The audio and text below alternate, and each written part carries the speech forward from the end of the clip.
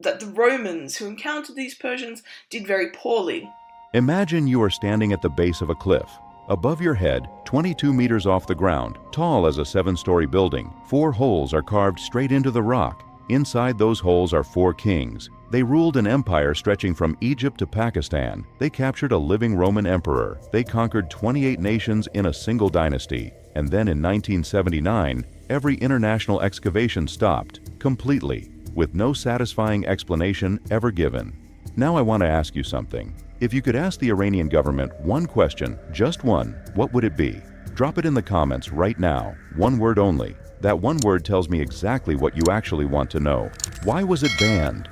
Here is what most people never get told. Iran has 26 UNESCO World Heritage Sites. That is more than Japan, more than the United States, more than Greece. 26 sites carrying the weight of over 7,000 years of civilization. And yet in 1979, the moment the Islamic Revolution took hold, every single foreign archaeological team was ordered to pack up and leave. French teams, American teams, German teams, gone overnight. The isolation lasted until the late 1990s, nearly 2 full decades of silence. And here is the part that should make you uncomfortable. In 2020, Iran's own Minister of Cultural Heritage admitted that the entire annual maintenance budget for Persepolis, one of the greatest ancient sites on the planet, did not exceed the equivalent of $100 for that year. $100. So the question worth asking here is not just why they banned excavations. The real question is, who exactly benefits from keeping these sites frozen in time?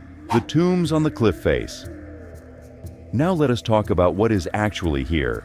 Naqsh-e Rostam, located about 12 kilometers northwest of Persepolis in Fars province, southern Iran. You pull up to a cliff face and you tilt your head back. Way back. 4 tombs are carved into the rock, each one sitting roughly 20 to 25 meters above the ground.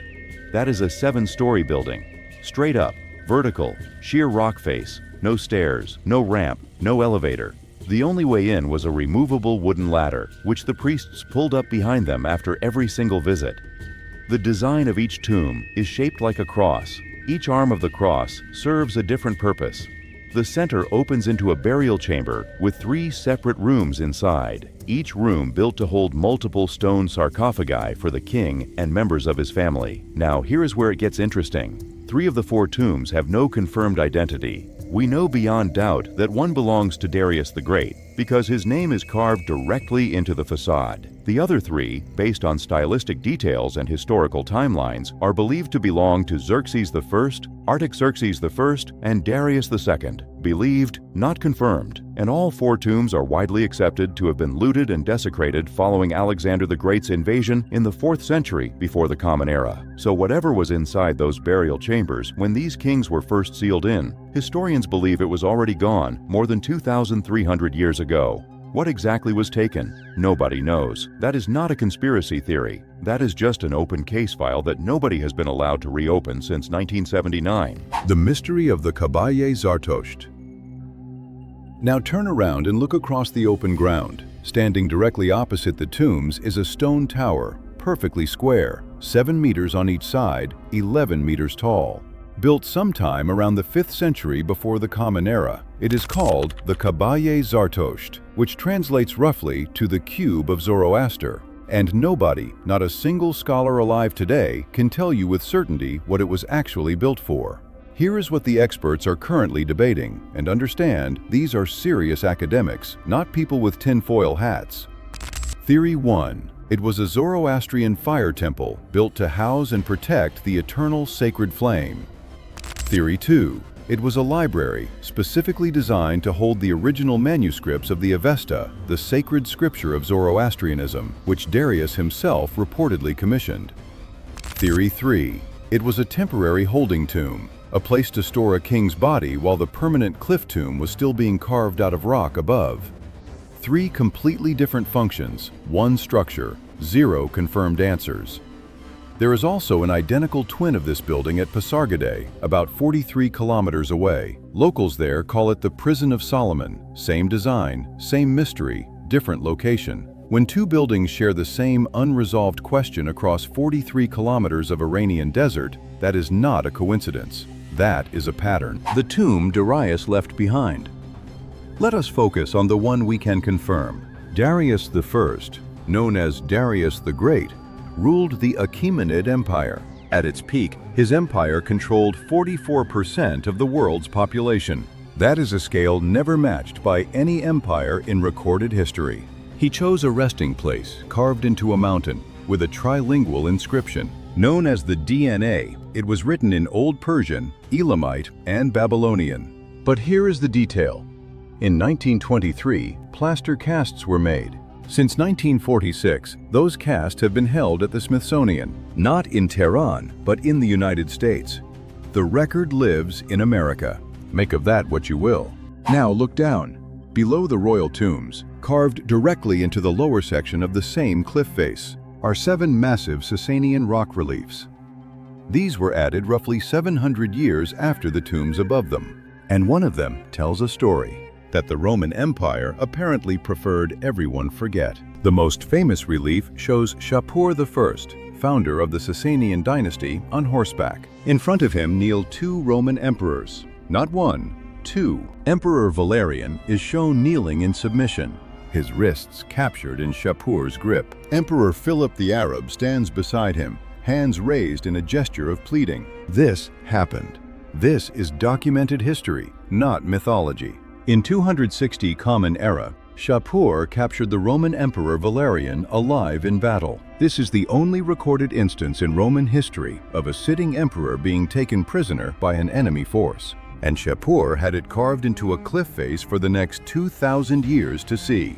The inscription beside the relief, written in Greek, Middle Persian, and Parthian, records that Shapur's territory at the time stretched all the way to what is now Peshawar, Pakistan. That is the width of an empire that most Western school textbooks cover in approximately 1 paragraph. The channel's own analysis, an investigation. Now here is where we put the numbers side by side and let you decide what they mean. Number 1.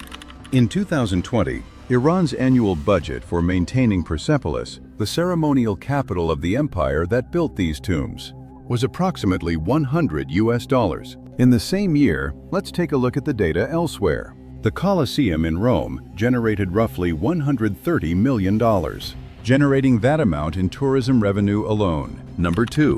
Between 1895 and 1979, France held exclusive excavation rights across Iran. Under a treaty signed with the Persian government, artifacts pulled out of Iranian soil during that period are currently on display at the Louvre in Paris. Not on loan, permanently displayed.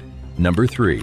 Foreign archaeological teams were blocked from 1979 until the late 1990s. Nearly 2 decades of zero international scientific access to one of the most historically significant territories on Earth. Now here is the question this channel is putting on the table. If the government genuinely lacks the budget to preserve these sites and simultaneously refuses to allow outside teams to come in and do the scientific work, then the sites sit untouched. That benefits someone. We are not claiming to know who. We are just pointing at the math and asking you to follow it. Silencing the stones. History that remains. So here is what we actually know. 4 royal tombs carved 22 meters into a cliff. 1 confirmed identity. 3 still debated. All of them looted over 2,000 years ago. A stone tower that has been standing for 25 centuries and still has no confirmed purpose. History waits. A plaster cast of Darius's own inscription, sitting in Washington, D.C. instead of Tehran, and a budget of $100 a year for a site that helped shape the ancient world. Now here's what I want you to take away from this. History does not disappear at all. It waits for someone to ask the right question. Controlling access to a site, essentially, is functionally the same as controlling the story that comes out of it. That is not unique to Iran. That is how every civilization in history has managed its own narrative. The difference here is the scale of what is still sitting underground, unexcavated, unstudied, and officially off limits.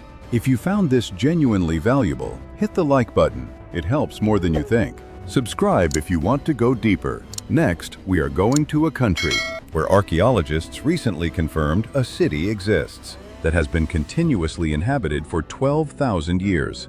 And yes, it is still standing.